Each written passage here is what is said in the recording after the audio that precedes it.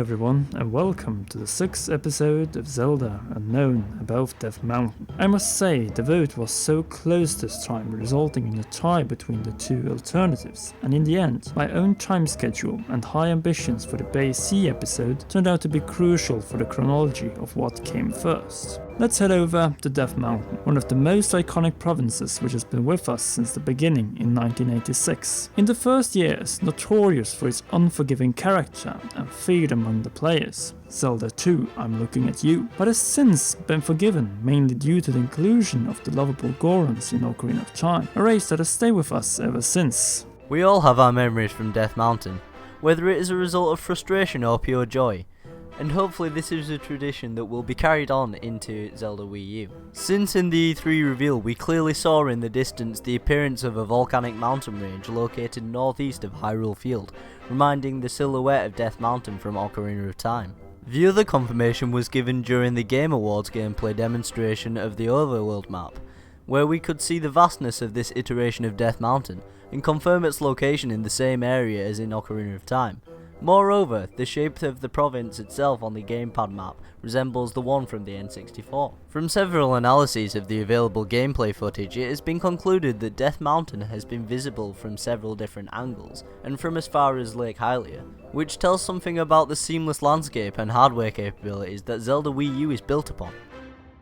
Nevertheless, to this point we're yet to see any gameplay sequences from Death Mountain or any mountain in general. So many questions remain unanswered despite the indication that Death Mountain is making a return in Zelda Wii U. For instance, will we be able to climb the mountain from all directions at our own leisure, ride Epona up the mountain, see a return of the Fire Tunic, and most importantly, will the Gorons be present in this area? After all, the Goron race has been present in almost every Zelda game since their debut in Ocarina of Time, though they were gone in A Link Between Worlds, and no, Rosa the Sage has been confirmed to not be a Goron, but a Hylian. With that said, I think we should take a brief look at what position Death Mountain had in the console installments prior to Ocarina of Time. In Legend of Zelda, Adventure of Link, and A Link to the Past, the area was challenging, uninhabited, infested with enemies, and to reach the top of the mountain you had to traverse a dangerous trail. This inhospitable reputation was turned with 180 degrees in 1998, and the most important cause for this drastic change of nature being the inclusion of the strong, massive, but at the same time kind-hearted Goron race with their city and tying them heavily to the Zelda lore. Since there is more to the Gorons than just being the inhabitants of Death Mountain, we know they share an unmatched relation to the Hyrulean family, an alliance which has been visible in the series since their first appearance in Ocarina of Time. Furthermore, how was the contact between the two races established, and how was it strengthened following the passage of time, or at least in the child timeline? To answer this question properly, we have to go through the events of the unified child and partially adult timeline that involves the Gorons, and the first traces in this regard leads us to the beginning of the timeline in Skyward Sword.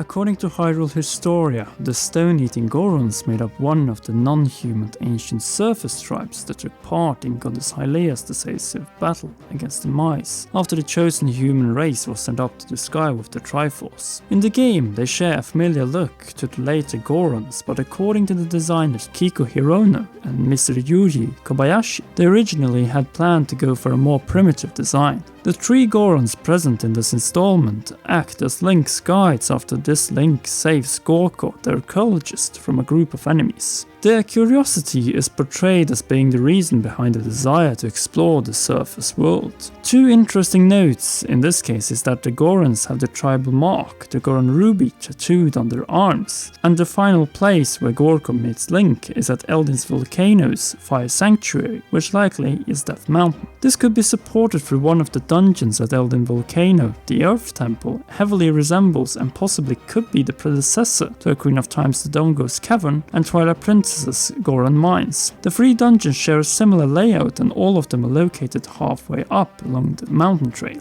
Even so, at this point in the timeline, the Gorons seem to have been heavily reduced in numbers, likely as a result of the war against the mice and his minions. But we at least know that the relation between the returning Skyloftians, from now on referred as Highlands, and the Gorons must have been established somewhere in this time frame. In Minish Cap, another prequel to Ocarina of Time, the Gorons have still not settled at Death Mountain, but instead live throughout the land of Hyrule after the kingdom is established. The Gorons did not appear in Four Swords, which was the first game timeline-wise where the volcanic mountain range is referred to as Death Mountain. Nothing is heard of the race until Ocarina of Time, where the Gorons have settled down at Death Mountain, more precisely in Goron City, and the place being referenced by Impa as home of the Gorons. From the game's story arc, we know that the Goron patriarch Darunia has a sworn-like brother relation to the King of Hyrule. But where did this friendship come from?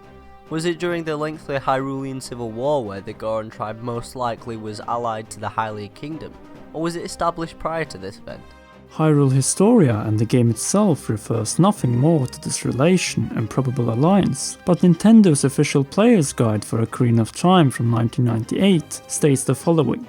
Hylians mined Death Mountain for rupees and delivered the rocks they unearthed to the hungry Gorons. Since the temperature near the crater was too hot for Hylians to handle, the Gorons made them protective suits made from a sporty blend of Dodongo hides and bombflower fibers. Could this indicate that there was a business relation prior to the Hyrulean civil war that ultimately resulted into the close friendship between the King of Hyrule and the Goron patriarch? Another clue for the Goron's historical presence at Death Mountain prior to the events in Ocarina of Time is the battle against Volvagia. The same guide states, according to the ancient lore, the dragon Volvagia once terrorized and gorged on the Gorons, until one fed-up Goron fought back. Armed with a divine hammer that was almost heavy enough to move mountains, the Goron pounded Volvagia until the dragon could eat no more. The hammer referred to is the Megaton hammer, that was later left in the Fire Temple. In the adult timeline, it is revealed by Darunia's son, Link of the Gorons, that his father is the descendant of the Goron hero that must have also lived at Death Mountain. In other words, the Gorons must have been present at Death Mountain for ages, and the Goron city could have been founded in those times. Throughout the series, the Gorons have also been known as a tribe of merchants and craftsmen, specializing in skills such as smiting different types of swords and hammers, crafting bombs, selling hot spring water, and mining stones and minerals. In this regard, it is worth to mention that there exists a possibility that the Gorons living at Death Mountain in Hyrule and the Gorons at Snowhead Temple in Termina might have mutual business contacts. Now this might come as a shock, but Termina is indeed a parallel world to Hyrule. This is supported both by Hyrule Historia and explained in detail in the official Nintendo's Player's Guide for Majora's Mask from 2000. The guide references the tree Link falls into at the beginning of the game as a trunk passageway, followed by the chasm in the Mesa-prepared cave serves as the portal, connecting the world of Hyrule with the parallel world of Termina. The portal leads you inside Clock Tower. If that was not enough, then listen to what the hungry Goron with the Dongero mask has to say to Link when he delivers the rock sirloin from the mountain village. That's it, it's so good that I dream about it. Dodongo's finest quality rock sirloin.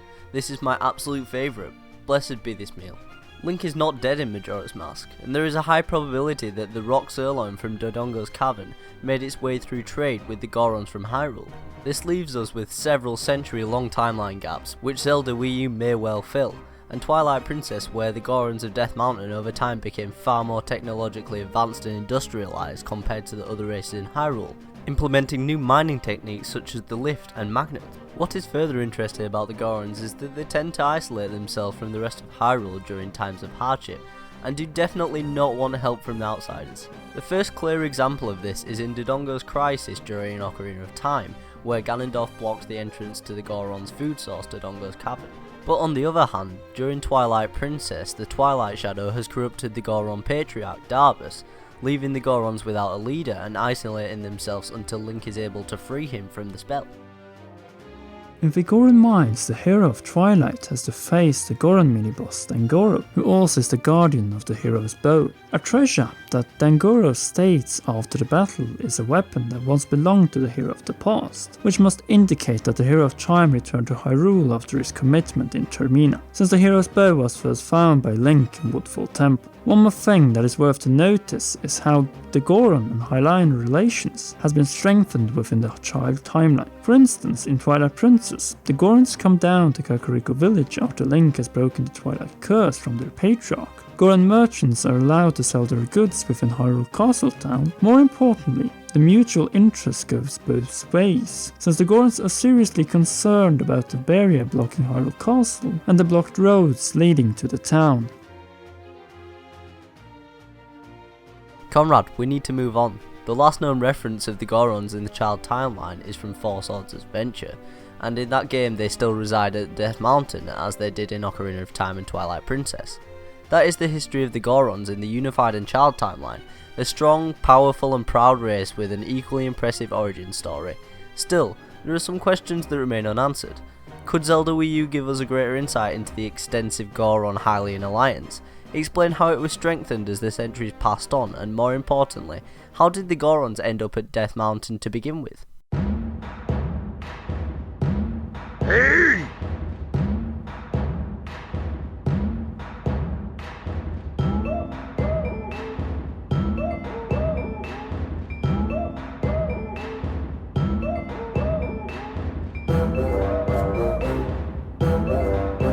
But what is interesting with Death Mountain in Zelda Wii U is that Death Mountain could mark just a smaller section of a more extensive mountain range. This is supported by the gamepad map, where it appears that the land portion in the northern section of Hyrule, stretching from Snow Peak in the west to Skull Island in the east, consists of light-colored terrain similar to those found around Death Mountain. If this is the case, then there might be a possibility that we will be able to walk through this seamless and unlimited terrain and climb up and conquer specific mountain peaks with different rewards such as heart pieces or achievements for completing this type of challenges and reaching specific landmarks. One example could well be the return of Spectacle Rock at Death Mountain's peak, a location that was present in the original Legend of Zelda, as the entrance to the final dungeon, which we'll return back to later. Link's Adventure and A Link to the Past with allusions to it in Link's Awakening, though it was only a dream. Ocarina of Time as well in the Death Mountain crater next to the Fire Temple's entrance, Wind Waker in the form of Spectacle Island, and Four Swords Adventure. The vastness of this seamless landscape, which if we are to believe Shigeru Miyamoto's several statements on Zelda Wii U's provinces, will be comparable in size to the entire overworld seen in Twilight Princess. If this is the case, then the trail up Death Mountain will definitely become a lengthy one.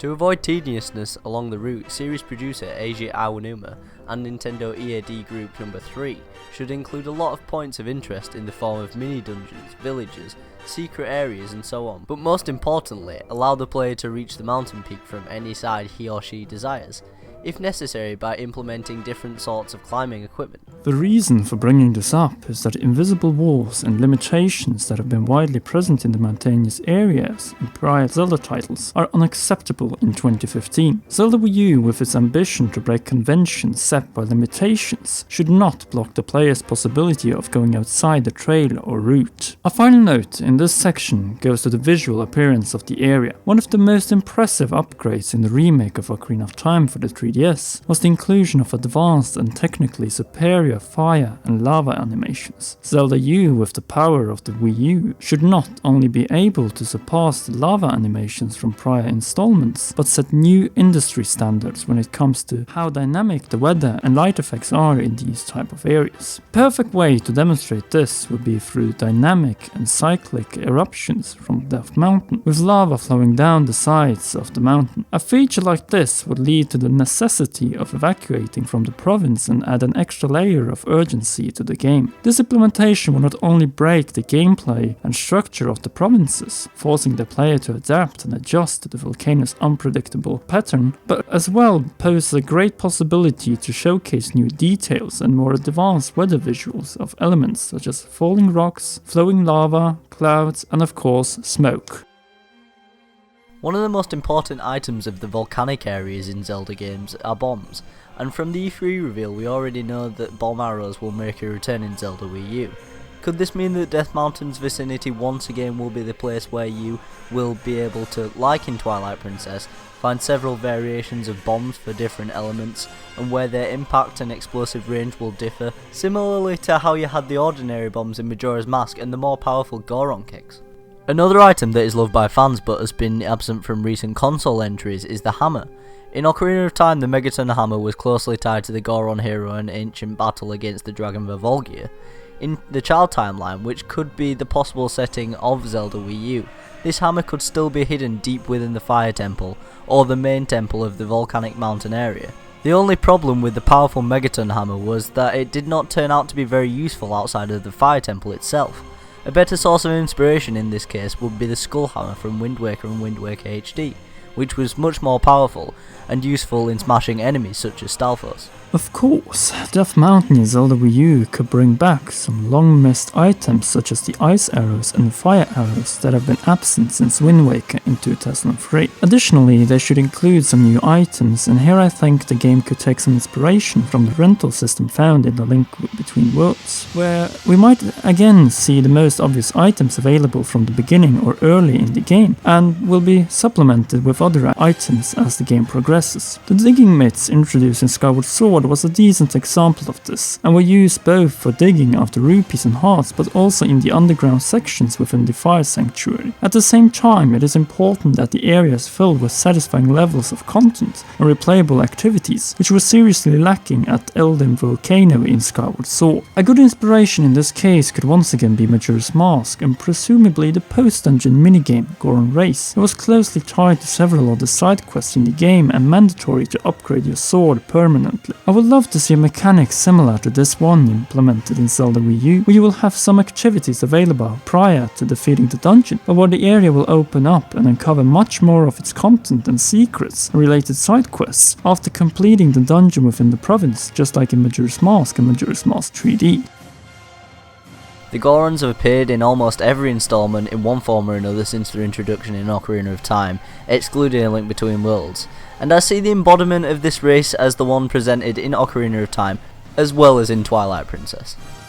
I could agree with you there. If they return in Zelda U, then the Gorons should contain the characteristics of both the happy and naive tribe in Ocarina of Time, and the serious and protective developed society in Twilight Princess. At least we've got that out of the way, but Conrad, what other races should the Gorons share Death Mountain with in Zelda Wii U? Personally, I must say that the Gorons could be fine alone if they are numerous enough, as long as each individual don't share the same line of dialogue with the 100 to 200 other Gorons found at the mountain. At the other side, if this game is a sequel of Skyward Sword in one way or other, then I believe we might see a return of the Mogmas. Right. The mole-inspired Mogmas were quite unique through their ability to dig and probably live under the surface of the volcano. This would definitely be an advantage in case of an eruption. Anyways, what are your thoughts on seeing Hylians or humans in this area, Conrad? It depends. If Kakariko Village is present in Zelda Wii U, then I believe the majority of them should live there, but I could see some individuals living in separate houses or huts that could serve as checkpoints on the route to the top of Death Mountain. Yeah, who would not like to see the return of a more extensive version of the Goron City from Ocarina of Time? I certainly would, with more things to do and experience, and even more importantly, open and unlock more content after you beat the dungeon in the area. The end of the monster in the temple should really be the beginning of your exploration of the city, playing replayable minigames, learning more about its inhabitants, and contain several side quests that could be time-based if Zelda Wii U will feature a 24-hour day and night cycle. Definitely. At the same time, I must say that the Goron City should not be the only urban environment within the province. There's room for at least one smaller village and several separated houses on the way up to the mountain peak. Besides, I believe it is about time that the NPCs will be more dynamic, and that way returning to this province will not feel like entering an empty shell. The great variety of fire and lava enemies throughout the series should serve as a great advantage to Zelda U's seamless open world, and add a vast amount to the content found in this area. To this point we have seen different iterations of Dodongos, Fire Keys, Bokoblins, Lizardfos, Phoenix, Magtails, Beamos, Red Bubbles, Magmanos, Wizrobes and Flare Dancers, but that does not mean at all by any means there is no room for additions in Zelda Wii U. The most recent example of this was Skyward Sword, an installment that introduced several new lava and fire type enemies such as Pyrops, Magma Spumes and Magmanos. Non-linearity is key to Zelda U's dungeon progression, and in the case of a lava fire temple, it is worth to note that in some of the installments within the series, they tend to impose different levels of difficulty depending on how late in the game they appear. From the extremely easy Dodongo's Cavern in Ocarina of Time, through the manageable but still enjoyable Goron Mines in Twilight Princess, to the difficulty of the Fire Sanctuary in Skyward Sword and the Fire Temple in Ocarina of Time. Death Mountain Level 9, the final dungeon in the original Legend of Zelda, was the perfect example of a both challenging but at the same time rewarding dungeon that was the literal embodiment of a ride through hell on the way to Ganon. The dungeon located Spectral Rock was appropriately shaped like a skull. What is interesting in this case is that the lake located to the right of what presumably is Death Mountain in Zelda Wii U is as well shaped as a skull with two islands rising from the middle of it, resembling Spectral Rock from the original Legend of Zelda. Could this indicate that Zelda Wii U will have two lava fire temples, or could this lake just indicate the placement of one, if not the final dungeon of the game? After all, both Ocarina of Time and Skyward Sword feature two fire dungeons in different sections of the game. Simply said, Dodongo's Cavern and the Earth Temple were shorter and simpler versions of their big brothers, the Fire Temple and the Fire Sanctuary that appeared later in the games. Still, these games were limited by both hardware restrictions, but as well by their linear structure. Zelda Wii U, with its non-chronological dungeons, could break this approach and give us two equally challenging fire dungeons, which both could be located at Death Mountain, whereas previously mentioned be located at Death Mountain and the Skull Lake nearby. Nevertheless, another nitpick of mine that I believe should be addressed and fixed by the developers in the new game is the difficulty of the dungeon bosses within these provinces, since, in all honesty, the bosses in the fire dungeons have to this point stand out as generic and in some cases impose downright no threat, and there are poor excuses for bosses in terms of gameplay. The worst instances of this are the feeder boss battle against King Dodongo in Ocarina of Time and Scaldera in Skyward Sword, the shoot an arrow and use the iron boots to pull the Twilight Ignited Fires down in Twilight Princess, and finally the Whack-a-Mole fight against the evil dragon Volvagia in Ocarina of Time. Finally, I hope for some great puzzles, implementations and obstacles based on the floating lava, just like those found in Skyward Sword's Earth Temple and Fire Sanctuary.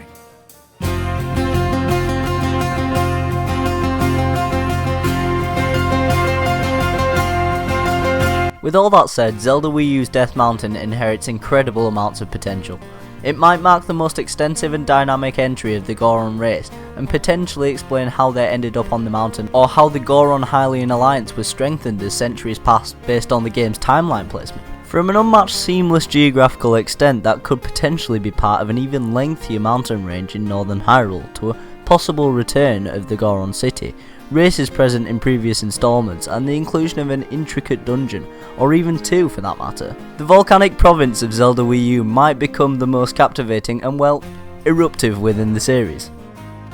Thanks for joining me, Marco. If you liked this video, then you definitely should check out his channel Nintendobox, where he uploads several videos regarding Nintendo news and the series Nintendo Know that focuses on important moments in Nintendo's history. The latest video out is the history cancelled sequel to Star Fox 2. Also, don't forget to comment in that section down below and subscribe to Commonwealth Realm for future episodes of Zelda Unknown, which I believe is now moving out into the open waters of the ocean. That's right, the next episode will be uploaded on Thursday, April 9th and center on the Bay Sea province of Zelda U. Before I sign out, I want to give a great shout out to deviant artist Naburi-chan for allowing me to use some of her incredible artwork on the Hyrulean Civil War. Check out her deviant art page, and I also want to give a shout out to YouTube member The One who helped with some of the gameplay footage for this episode. Until then, this was the Commonwealth Realm Nintendobox, and we wish you all a happy Easter.